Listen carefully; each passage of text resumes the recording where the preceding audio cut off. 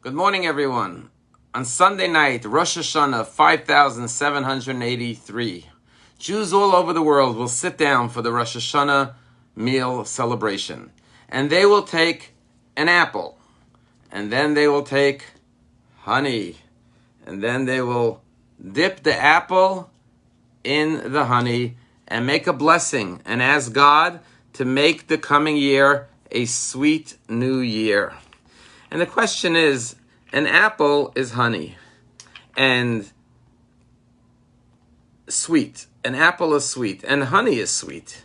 So the question is, why do you need to dip the apple in the honey? Why isn't it enough to just have the sweet apple? Why is it that we take the apple and dip it in the honey, and only then do we make a blessing for a sweet new year? And the answer is that there's a difference between the sweetness of the apple and the sweetness of the honey. You see, apples grow naturally sweet. God created apples to be sweet. And therefore, the natural state of the apple is sweetness. And this represents sweetness in life that comes naturally, that comes easy, that comes without much effort or struggle. Just blessings in life, health, happiness, nachas from your children, when everything is working out just beautifully and sweetly. But then there is the honey. You see, the honey comes from the bee. The bee is not a delicacy like an apple. Not only that, the bee gives you a sting, a bite. However, the bee is able to produce honey that is sweet. And not only does the bee produce sweet honey, but the sweetness of the honey is actually sweeter than the apple. And when we dip the apple in the honey, the greater sweetness comes from the honey. And this teaches us a very valuable lesson in life.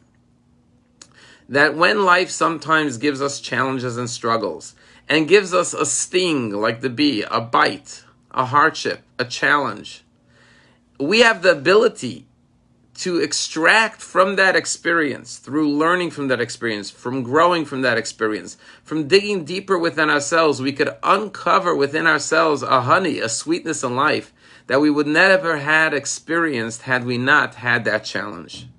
And therefore, when we look back at some of the most difficult circumstances of our lives, we could actually say it felt like the bite and the sting of a bee, but it produced the greatest honey in our lives.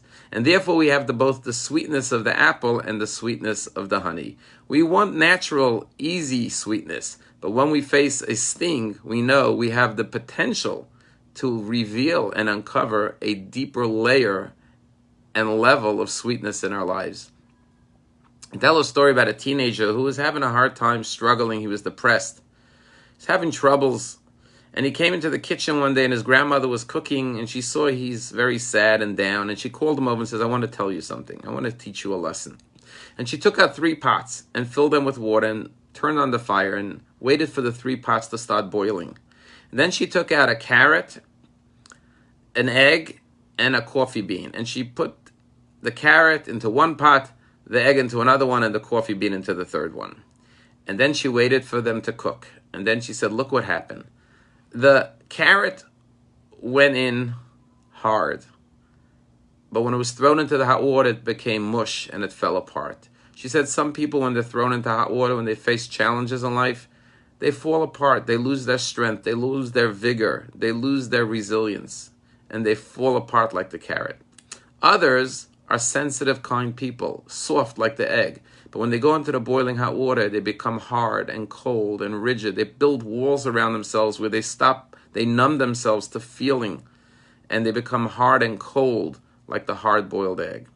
However, there are some people who are like the coffee bean, that when they're thrown into hot water, they release their inner flavor and their inner sweetness, and they transform the entire pot from a pot of ordinary water into a pot of sweet, delicious, tasty, aroma-filled coffee.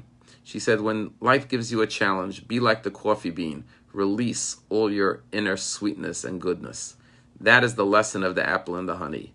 The greater sweetness comes from the sting of the bee, but that very same bee produces the greatest sweetness in life. Whatever has come our way this past year, and whatever will come next year, we know, either way, we will transform it into a year of sweetness with God's help. Have a wonderful day.